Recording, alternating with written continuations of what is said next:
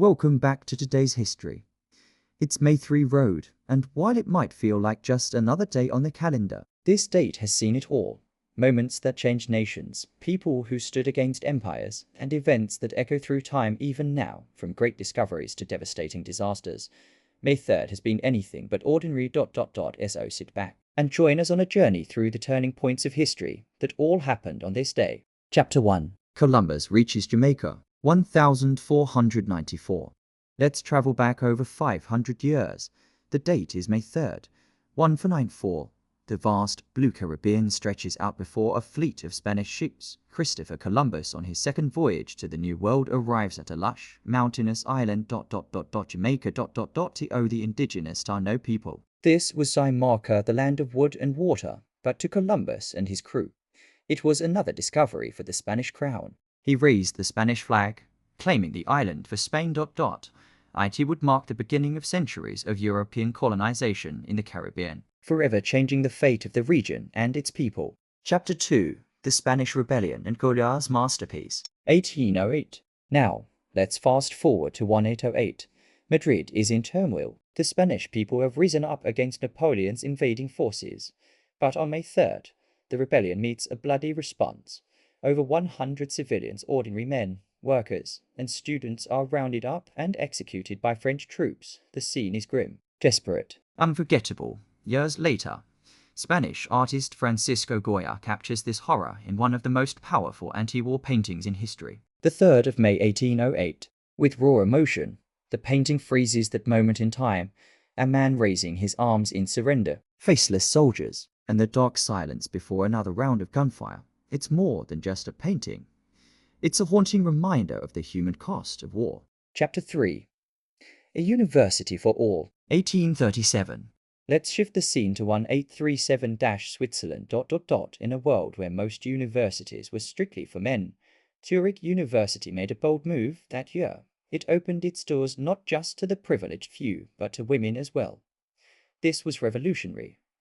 Zurich became one of the very first universities in Europe to recognize that women, too, deserved a seat in lecture halls, a voice in science, and a place in shaping the future. It wasn't just about academics. It was about challenging centuries of tradition and planting a seed for gender equality in education that would grow for generations. A single institution took a stand, and history took notice. Chapter 4. Tragedy in Canada. 1887. But not every moment in history brings hope. On May 3rd, 1887, in the quiet mining town of Nanaimo, British Columbia, tragedy struck deep underground. In the choking darkness of a coal mine, a massive explosion erupted. The blast was so powerful, it tore through the tunnels, instantly killing 150 men, fathers, sons, brothers. Many were recent immigrants, drawn by the promise of steady work, unaware of the dangers that lurked below. This was one of the deadliest mining disasters in Canadian history. The Nanaimo explosion forced the nation to reckon with the harsh realities of industrial labor. It exposed the need for safety standards, regulations, protections for workers who risk their lives every day. Though more than a century has passed, the memory of those lost still echoes, a silent reminder of the human cost behind progress. Chapter 5. Ireland divided. 1921.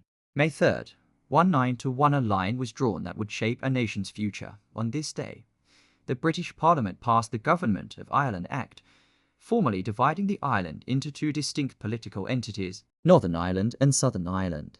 This legislation was more than just paperwork. It was the result of decades of political struggle, rebellion, and the Irish people's demand for self-governance. The North, with its strong Protestant and Unionist population, remained loyal to the United Kingdom. The South, predominantly Catholic and nationalist, yearned for independence, though intended as a compromise. The division deepened tensions and sparked new challenges. This moment laid the groundwork for the eventual creation of the Irish Free State in 1992, a step toward full sovereignty and the modern Republic of Ireland. But the split also planted the seeds of a conflict that would simmer for much of the 20th century, a single act on May 3rd, and the course of Irish history was forever altered. Chapter 6. Battle for Corregidor. 1942. In the heart of the Pacific, May 3rd, 1942. The skies above Corregidor Island darkened as Japanese forces unleashed a relentless assault. Known as the Rock, Corregidor was the final stronghold of Allied forces defending the Philippines after months of siege, dwindling supplies, and brutal conditions. American and Filipino troops stood their ground fighting with grit, courage, and sheer determination. The Japanese attack was swift, overwhelming, and merciless. The battle lasted for days, turning tunnels and cliffs into battlegrounds. Finally, the defenders were forced to surrender, marking the fall of the Philippines to Japanese control. But this defeat was not the end. The bravery shown at Corregidor became a rallying cry, a symbol of resistance, of sacrifice, and of the Filipino spirit that refused to be broken. In time, the tide of war would turn, but on May 3, 1942, the island became sacred ground etched into history by the blood of heroes. Chapter 7. Justice in Tokyo, 1946. Just 4 years after the horrors of World War II, on May 3, 1946, the eyes of the world turned to Tokyo. In a solemn courtroom, the International Military Tribunal for the Far East began. For the first time in history, high-ranking Japanese political and military leaders were held accountable, charged with crimes against peace, war crimes, and crimes against humanity. The trials, often referred to as the Tokyo Trials, were Asia's version of Nuremberg. Over 2 years, the world listened to testimonies of suffering and survival, seeking justice for the millions lost. It was a groundbreaking moment, signaling a new era where no power, no matter how great, could act without consequence. Chapter 8. Japan's New Identity, 1947. And on the very same date, just 1 year after the Tokyo trials began, Japan took a bold new step on May 3, 1947. The nation's new constitution officially came into force. Drafted under Allied supervision, it redefined Japan's identity from an imperial military power to a peace-loving democracy. At its heart was Article 9, a revolutionary clause where Japan renounced war as a sovereign right and vowed never to maintain military forces for conflict. This wasn't just a legal shift, it was a profound cultural transformation. From the ashes of World War II, Japan committed itself to peace, rebuilding a future on diplomacy, not destruction. Chapter 9. Earthquake in Nicaragua, 1960. May 3rd, 1960. What began as an ordinary day turned into a nightmare in Nicaragua. A violent earthquake struck just outside the capital city, Managua. In mere seconds, buildings crumbled, streets split open, and panic filled the air. Over 1,000 lives were lost in the chaos. Men, women, and children caught in the fury of the earth. Families were shattered, homes destroyed, and communities forever changed.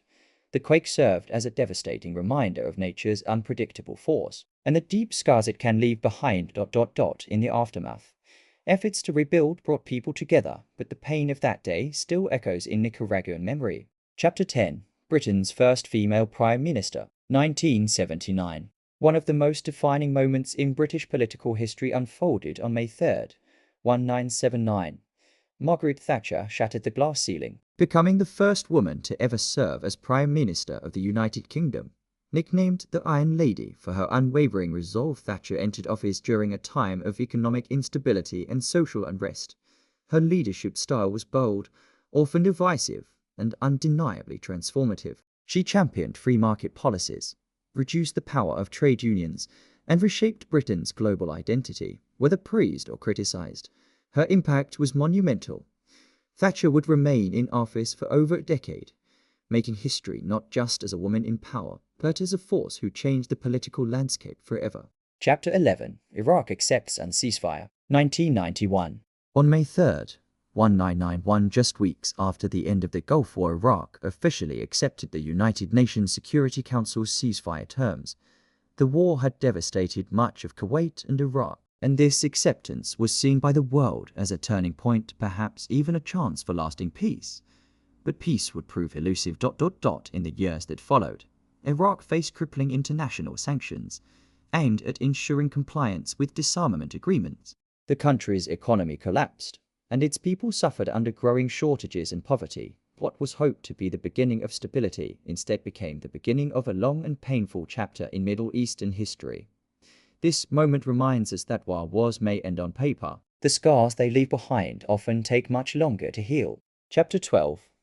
World Press Freedom Day, 1993. And finally, We end May 3rd with a powerful reminder of the value of truth. In 1993, the United Nations General Assembly declared this date as World Press Freedom Day, a global call to protect the rights of journalists and the freedom of expression. Across the world, thousands of reporters risk their lives every day to shine a light on corruption, injustice, and human suffering. This day honors their courage and their sacrifices. It's not just about the press. It's about the public's right to know. In an age of misinformation and censorship, press freedom isn't just important, it's essential to democracy. So, every May 3rd, we remember, a free press isn't a luxury. It's the backbone of a free society. May 3 rode one day, countless stories from discovery and defiance to tragedy and triumph. History is always closer than you think. If you enjoyed today's journey through time, don't forget to like, subscribe, and ring the bell for more moments that shaped our world. Thanks for watching today's history. Until next time, keep exploring the past to understand the present.